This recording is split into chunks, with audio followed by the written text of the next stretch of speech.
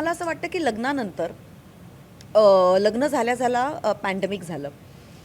त्या पॅन्डेमिकमुळे सगळ्यांनाच वर्ष दीड वर्ष घरी बसावं लागलं.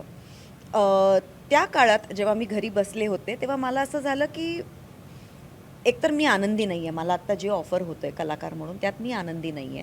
मला काय हवं आहे आणि मला जे हवं आहे ते मी कसं मिळवू शकते, अ, असा जेव्हा मी विचार करायला लागले तेव्हा मला कळलं की मला कुठेतरी स्टेप बॅक घेणं गरजेचं आहे. आणि त्याच्यातनं जूनचा उगम झाला. त्याच्यातनं निखिल, जिजी, सुहृद, माझा नवरा, या सगळ्यांचं म्हणजे योगायोगच म्हणावा की सगळ्यांचं मला एक बळ मिळालं, एक सपोर्ट मिळाला.